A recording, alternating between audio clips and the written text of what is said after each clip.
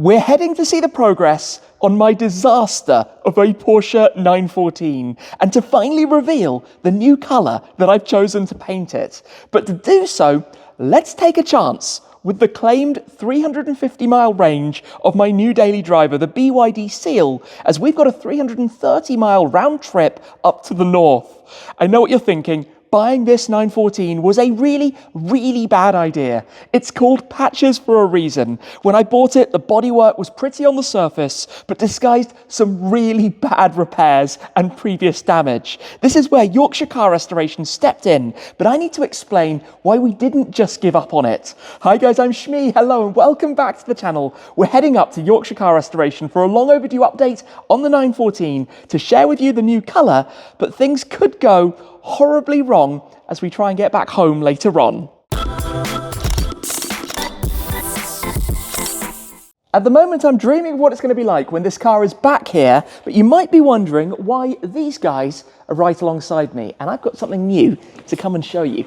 Come and check this out. As you know, my garage, the Shmuseum, is here on a farm in England. This was a milking parlour that was previously home to cattle. We've swapped it out from cows to horsepower, and last year we introduced our Shmee 150 mascot, Shmoo the Cow. Of course, in the Shmee 150 colours, the first editions were highly limited and sold out immediately. We followed up with another collectible, Smooth Operator, again sold out almost instantly, and I'm excited to say we've got some news because Shmoo the Cow now has a girlfriend. Meet Shmoorella. Shmoorella the Cow is, of course, again, a limited edition, only 250 pieces in total. They will each come with a numbered and signed card by myself. Of course, the colours are perhaps a little bit of a segue towards where we're going today, but there's more on that to come. Not only that, they also come as a bundle with some new items I'm going to share with you a little bit later on. But Shmoorella is, of course, Shmoo the Cow's girlfriend. We've got the bow on the top. We've got some very pretty looking eyes. So guys, grab one of these right now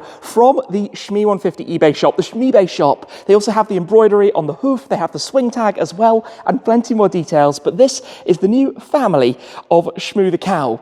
That's not the only thing I want to show you though before we go. Let me go and grab something quickly. The Seal has been on charge to get that to 100% for today's journey, but I've never previously shown you the number plate that is going on the 914, which if you think about the fact that the car was seriously out of alignment, very bent and twisted, and spent a big chunk of its life on a jig, and it's a 914 2 litre, check this out.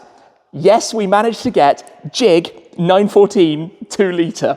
Perfect plate, and being a classic, it can wear the old metal style black and silver plates, so these are going to be going on it. Anyway, enough of that. We need to get the car ready, talk a little bit more about it, because the comments about this have kind of been on fire. The BYD Seal must be the most controversial thing that we have ever had on the channel. Of course, this car comes from BYD. It's a press car, a long-term loan that I'll be running, like I have done with many different electric cars and combustion engine cars before. Now, for today's journey, of course, it has been plugged in overnight to the CTEC charge store connected to make sure that we get it up to 100%, the maximum mileage. Let's see what it's going to start with in terms of range. So first up, let me get this unplugged very quickly. We will close this, but I suspect later on we might be making our way to a charger along the road. Step in here though, and we'll talk more about it once we are driving, because I want to see what we're starting with. 100%, of course, but what's that going to tell us in terms of miles? It's going to be 323 for a 330-mile journey. Let's see how this goes. For now, let's pull it out and get started.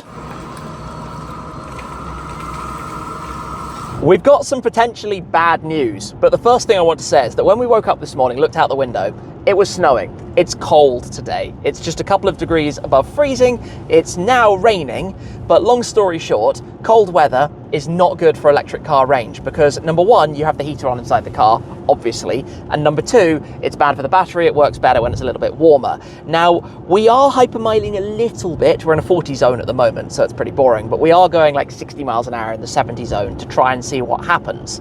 I do want to just quickly say, by the way, I'm not paid to drive a BYD. This is a press car from BYD's press fleet, just like some of the other long-term loaners I've had before, the Alfa Romeo Stelvio Quadrifoglio right before, we had the Genesis G70 shooting brake before that, the Ford Mustang Mach-E GT right before that. It's great to get a sense of these cars and to share the different experiences with you. So this is exactly the same, to drive over the coming months, to experience and to share a little bit more. Maybe we'll have more on this down the line, but as the world's literal #1 electric car producer at this time, it's kind of important that I know a little bit about these things so that I can actually tell you about them. Anyway, we're now going to speed up because it's just gone to 60 miles per hour, but I need to do this pretty gently because, like I say, we are kind of hypermiling. And the reason I am trying this, if you take a look here, we have driven from 1,042 miles on the Odo to 1,083, 41 miles, but unfortunately we have lost, that would be 48 miles of range.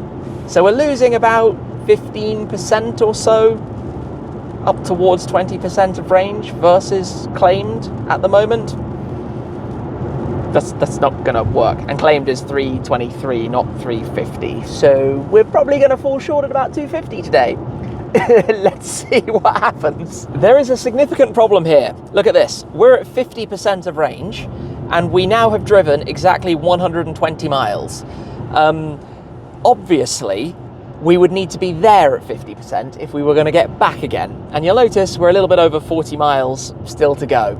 So I think on that bombshell, we're going to give up driving at 60. We are now going to drive at 70 and just cruise at normal speed. I want to show you quickly though, by the way, when you've got Android Auto open like this or CarPlay or whatever, if you want to do temperature, you touch the screen with 3 fingers and then you scroll it up and down to go through the different temperatures. And then fan speed is left and right, which is kind of funny. It's learning all these shortcuts. There's a lot of clever tech in here. You just need to learn where it all is and how to use it all. Anyway, we're going to have a stop and then we're going to figure out charging solutions. And we're going to see later on if it's as much of a disaster as it was the last time I tried. At this point, we could charge 175 kilowatt charging, I guess, as the i4 is about to do, but we're going to let this run down a little bit more and try and do it on the way back home and just see how this ends up. There's even still a whole load of snow on the cars, but let's stick the nose in and go see if we can find the guys. Here we are, Yorkshire Car Restoration. Before we head over to go see the 914 right over there and reveal the colour in a moment, I want to show you this. We left that last stop at 50%. We're now down to 28, so it's used 22%. There was a charger there, so if we drive back to the same place, we should have 6% left. Doesn't always work like that, especially as the battery gets a little bit lower. So, fingers crossed, that's going to work out later on. Don't go anywhere, because we might be stranded with this. Anyway, for the time being, let's head on through, go find Ryan, and take a look at the update with this. How's it going? Not too bad, how are you? All good. This is looking just a little bit different to before. Just a little bit, yeah. It's like half a new car. It really, well, it's no longer a Porsche because the amount of rust that we've actually replaced, it's now a YCR and a Shmoorella 150. A new style 914. So come on then, since I last came in, you had to straighten the thing out on the jig. Yes. You've repaired endless amounts of rust. You've got all of the other parts. We've got things to show. We've got things to talk about. Where on earth do you begin with this? Where do we begin? I mean, there's so much to update you on, but I think we'll start with the jig, right? So this car was bananaed. Like in every possible way. It was bananaed this way, just every possible way. And we started off by putting this car on a jig. We put the measuring stick on it. We used the manufacturer's dimensions to make sure that this car is within a couple of mil of what it should be. And I think you've got a tolerance on that anyway, so that's all good. We've put this in here to stop any movement because when we got it straightened out, we then started the rust repairs, cutting everything out, and we didn't want to spoil the geometry. So that's in there and it's set. Fully braced and safe, because you have had to cut half of this car apart. From inside to the hellhole to these panels here. Yeah. We're going to get it rotated and see the underneath in a moment, but it's been like non-stop, and we'll get to why it's worth saving a car like this as well. Yes. That's a big topic, why it's worth doing this rather than just throwing it away and scrapping it. Yeah, exactly. But I mean, the car came and we looked at it and we thought there's not much to do on it, but then we found little tiny bits of evidence on like the door geometry didn't actually fit, so we thought something's going on there. And then the wheel was actually touching the inner arch, and we thought, well, what's going on there? And then we started digging and digging and digging and find more rust. Because the surface looked clean, it had a nice paint job, but it was stacked up with filler. Oh, it really was, and this was probably the main part. I mean, you can see where we've patched a panel in here, and this is nicely butt welded, but what people like to do is if you've got a little tiny bit of rust here, they put a big panel over it, weld it, and either cover it in fiberglass or filler. Or in this case, they just like welded every couple of centimeters, which was crazy. And stacked it up. Stacked it up. I mean, do you want to see the old panel? Let's check out how this was before your work, how it began or how it arrived here. Yes, look at that. It's ridiculous. There's like, what, 2 centimeters of filler just squeezed on here? It's absolutely crazy. I mean, what they've done is that they've pushed the panel further in and filled it with filler and tried to get the line with filler, which is absolutely mental. They've just gone from, I mean, it had clearly some bad repairs and stuff in the past. I know had to do a whole lot of work around here. Yes. Underneath, obviously, the hellhole, which is kind of in here, had some horrendous rust. Yes. Total mess. One thing we have to talk about, I saw you just looking as well, here. It was named patches. It was. So yeah, we actually used the wide wheel and put patches into the filler because the whole car was filled with filler, which is unbelievable. I mean, there was nothing wrong with this panel, and they filled it with filler, which is absolutely crazy. But yeah, you can see the outline of where patches used to be, and patches is here with preserved. Rocco. Yes. Preserved, a nice little memento, but yeah, even that has the filler on it. But to be honest, I saw it even in this shape. It's not easy, right? You think even this is a flatter panel, but it's not, because it's got curvature in every direction. Well, exactly. This was hard to actually produce because it not only does it bend this way, but it also bends this way. So to try and bend steel in multiple directions, it just doesn't work. So I had to bend it that way first and then shrink it across the top to try and crimp it in. And yeah, it took a little bit of time, but it turned out really well, actually. Getting there. So it's now on an in-house built rotisserie. I didn't realize you would literally assemble this for the car. Yeah, this is custom built for the car. So we've got the steel and we built it custom for the car, but we can also cut it in the center, extend it for any other car as well. But this is like the Shmee 150 patches rotisserie. Which, can we see underneath it? Because the underneath is actually quite a big deal, isn't it? Yes, I'll just use one hand to rotate this whole car. That's how we've built the rotisserie. Clean. That looks brand new. Ta-da, magic. Honestly, it was so satisfying because we did this late last night, so it's still a little bit tacky. It was so satisfying to finally get this nice coat on there because, I mean, it's been all types of colours. It used to have loads of underseal on there, loads of rust. We've obviously done all the rust repairs to protect it. We used the Dinitrol stuff, the rust converter. We've etch primed it, and then we've used the underbody stuff as well, and it just completely transforms the car. Now I'm hoping that I'm never going to see this again. Because if I see the bottom of a car, something's gone wrong. Yeah, it could. Yeah. Let's hope that. But we've got a ton of the parts, right? Yeah. So all this is the running gear. We've got the Powerflex bushers to put in here as well. But we've refurbed it because what we're going to do is get it back on its wheels and get it into the paint shop. So we can obviously start the painting process. But all the bushers are going to be done.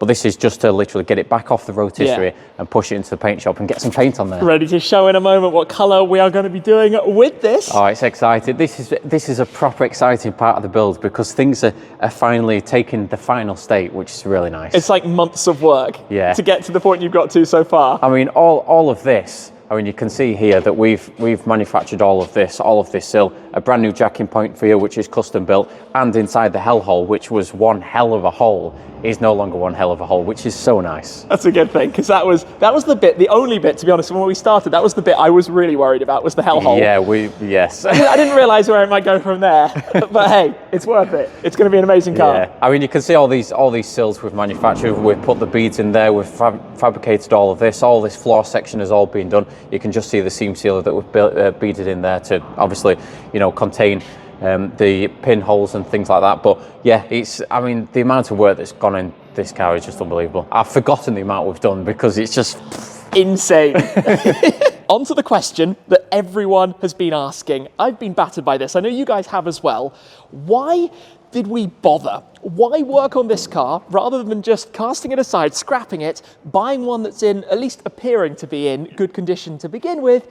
There are some good reasons for this. Yes, I mean, we're car enthusiasts, right? So this is what we do. We enjoy the car, we enjoy the Porsche, the history behind the car. And it's so nice to actually restore the car and take it from being an absolute rust heap to being majestic on the road. It's so satisfying, honestly. It's like a new chapter for it. In a world that has more and more electric saloons, cars that aren't about the passion, what this was. This is a 51-year-old 914, right? In my eyes, whatever it takes, if we can keep this running, if we can keep this going, if we can have 50 more years with this car, 100 years, 150 more years, this will still be on the planet long after we are. Well, exactly. How cool is that? And not only that, the videos that you guys are making of the whole process are fascinating. all of the skills you have, the work that you're doing. Yeah, it's nice to showcase what we can do and how to do things so people can apply that to their own cars, so it's nice. So in answer to all of the questions about it, well worth saving it. I am completely over the moon and very excited, but I'm also excited about the colour. Yes. We need to show this. Shall we do this? Yes, let's do it. There's the magic pot that contains the paint colour for this car. Shall we open it and reveal it? Yeah, I can't wait. Let's have a look. Let's have a look. Pop this open. You ready? You ready? Oh, yes. Boom, there we go. Porsche Rubystar, or Rubystone. This is a colour from the 90s. I'll talk more about it in a moment, but this... Look at that. You're looking forward to painting a car in that colour? Oh, I really am. I'm so excited to paint this colour, actually. I've never painted a colour like this, but I reckon in contrast to the actual car itself, I think that's going to look so good. It really is. It's insane, right?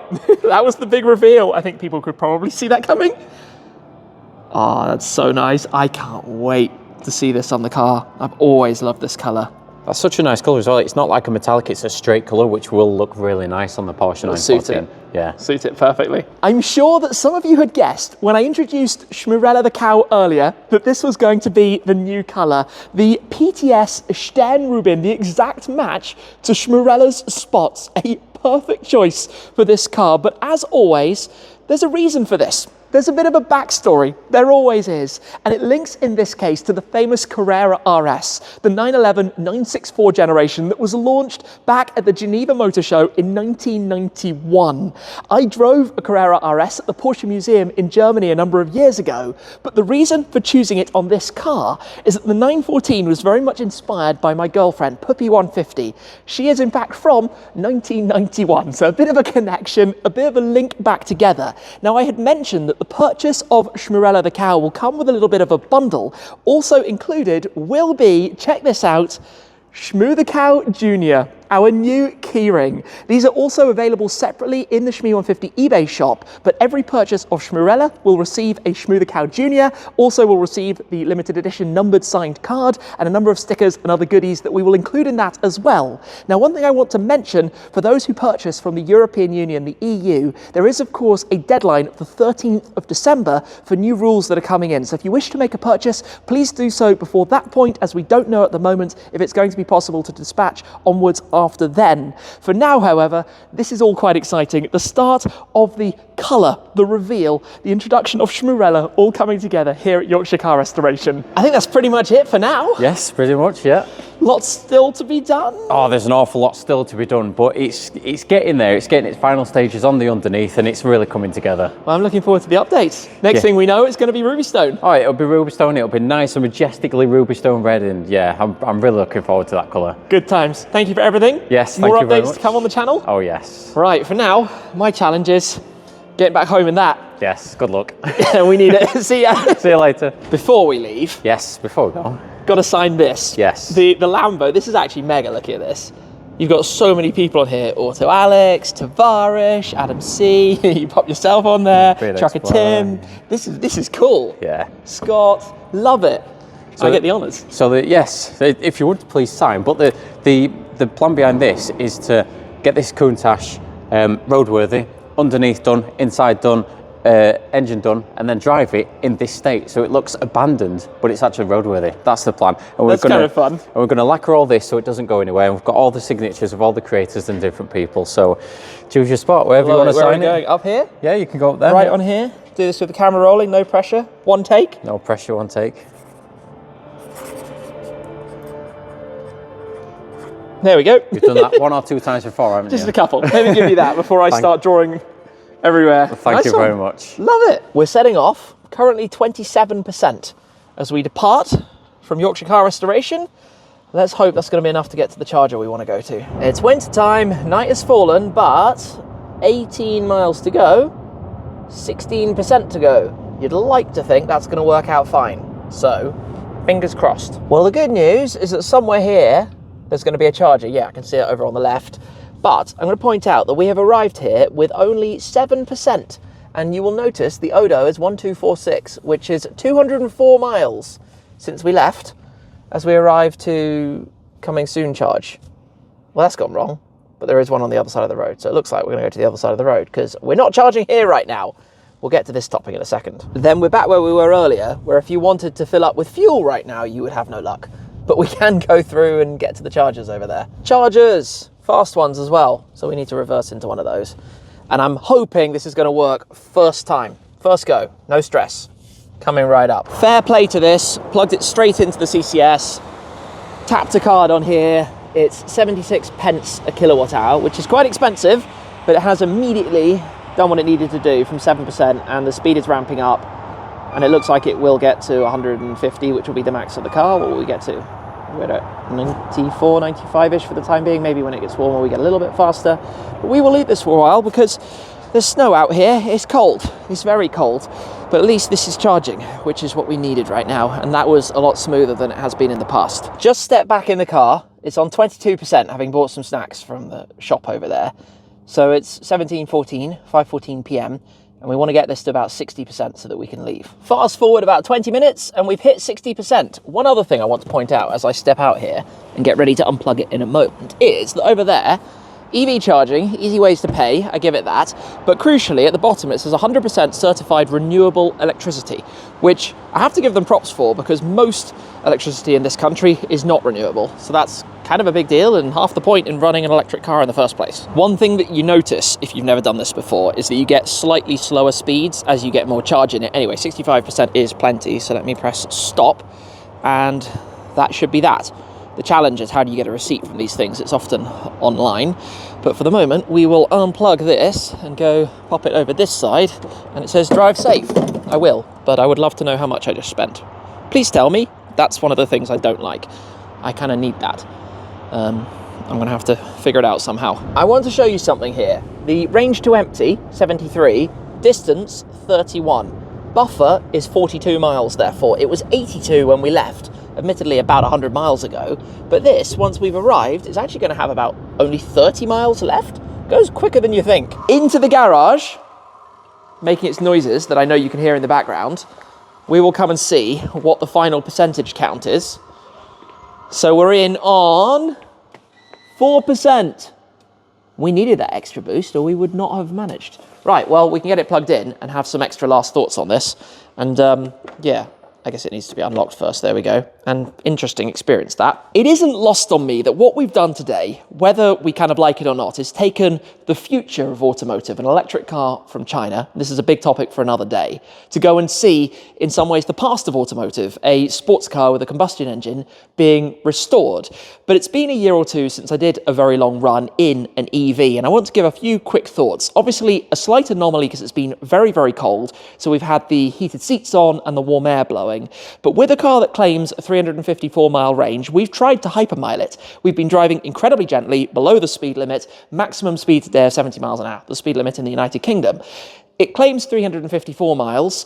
I think our numbers today tally to about a 100% to 0% charge, which you never do, of 240 miles. At 70 miles an hour, about 200 miles.